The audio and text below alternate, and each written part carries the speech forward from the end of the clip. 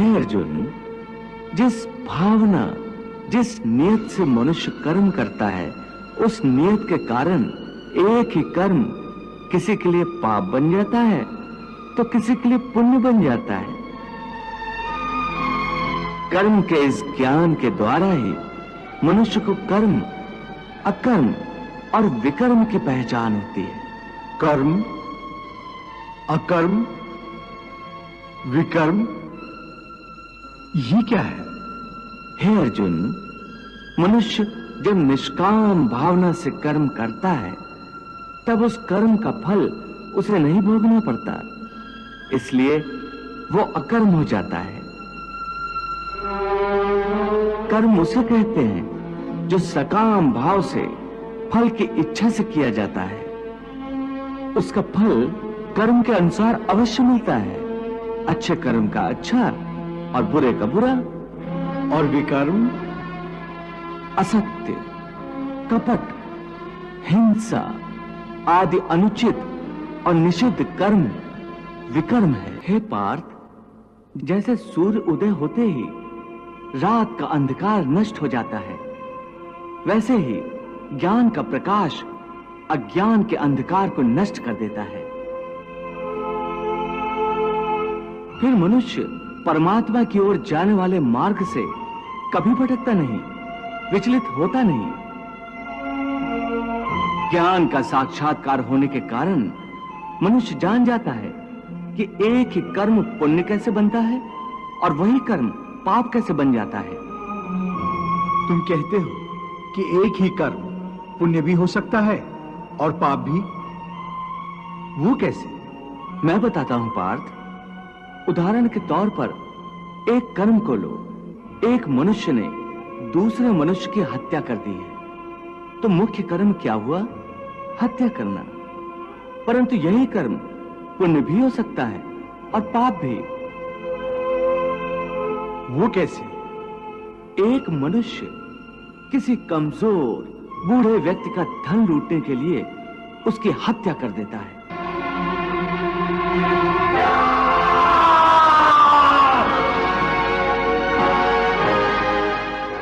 तो वो क्या हुआ? निश्चय ही वो पाप है। और यदि एक दुष्ट मनुष्य किसी अबला स्त्री के साथ जबरदस्ती बलात्कार करने की कोशिश कर रहा है, बचाओ! मुझे बचाओ!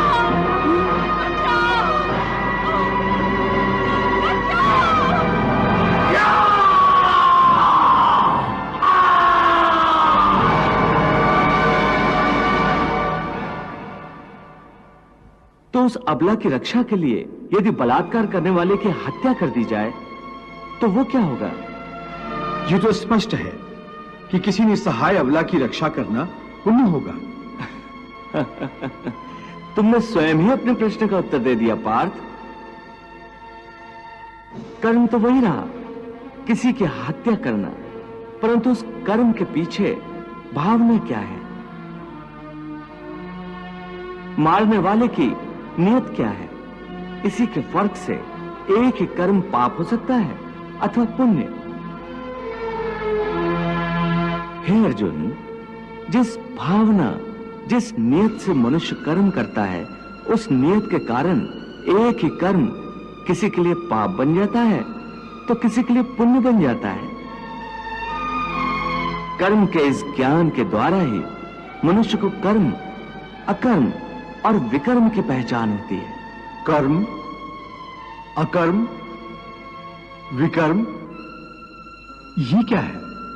हे अर्जुन, मनुष्य जब निष्काम भावना से कर्म करता है तब उस कर्म का फल उसे नहीं भोगना पड़ता, इसलिए वो अकर्म हो जाता है। कर्म उसे कहते हैं जो सकाम भाव से फल की इच्छा से किया जाता है। उसका फल कर्म के अनुसार अवश्य मिलता है। अच्छे कर्म का अच्छा और बुरे का बुरा। और विकर्म? असत्य, कपट, हिंसा आदि अनुचित और निषिद्ध कर्म विकर्म है। इसका अर्थ केशव युद्ध विकर्म है, क्योंकि इसमें हिंसा है। हे पार्थ, तुम अब भी अज्ञान के अंधकार में भटक रहे हो, इसलिए ऐसी बातें कर रहे हो। मैंने अभी तुम्हें बताया कि कर्म जिस भावना से किया जाए उसी से वो पाप या पुण्य होता है। युद्ध यदि अपना धर्म समझकर अधर्म का, अन्याय का नाश करने के लिए किया जाए तो उस युद्ध में मरने पर भी प्राणी को स्वर्ग की प्राप्ति होती है। इसलिए तुम सारी शंका कुशंकाओं को त्याग दो और युद्ध करो। हे अर्जुन, जब तुम्हें ज्ञान प्राप्त होगा तब तुम जान जाओगे कि यह संसार मेरी ही माया है, यह संसार मेरे ही से उत्पन्न हुआ है। मैं ही संसार का पालक हूं।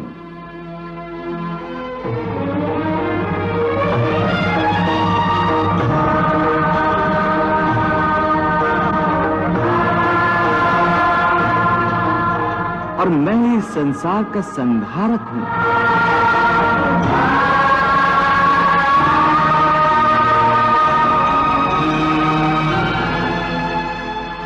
ये सारी सृष्टि मेरी ही माया का खेल है।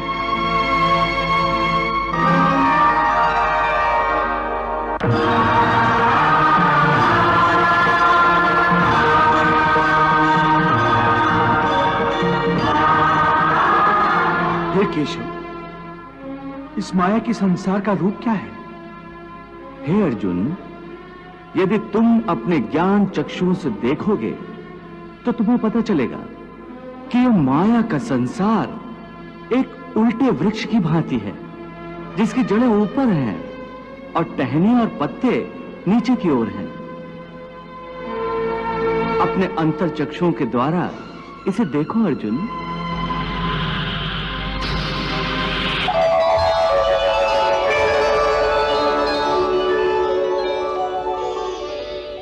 हे केशव, मैं इस संसार वृक्ष को देख सकता हूं।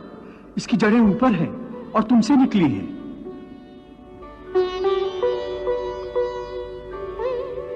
हाँ अर्जुन, जैसा मैंने कहा, यह माया का संसार मेरे ही से उत्पन्न हुआ है, इसलिए इसकी जड़ें मेरे में हैं। और माया का स्थान क्योंकि मुझसे नीचे है, इसलिए यह पेड़ उल्टा है।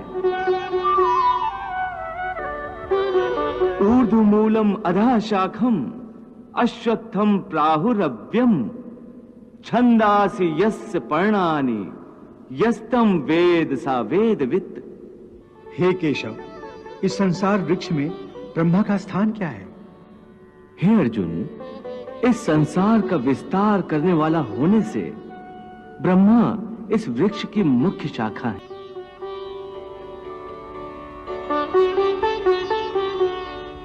और वेद इसके पत्ते हैं।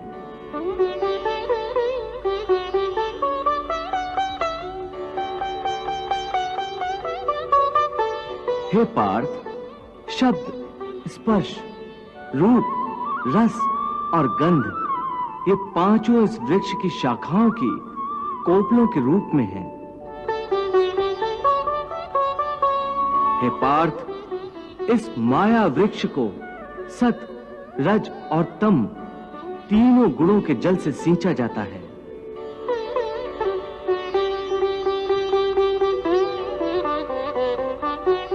आसक्ति का मारा मनुष्य इसी पेड़ की डालियों में उलझा रहता है।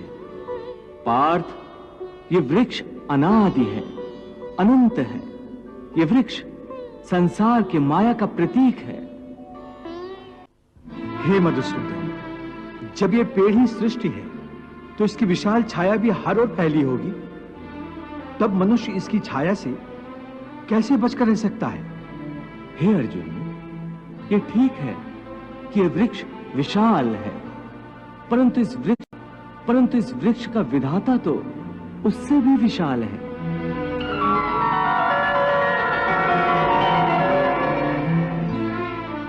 हे अर्जुन, जब तुम ज्ञान और वैराग्य की तलवार से इस संसार वृक्ष को काट दोगे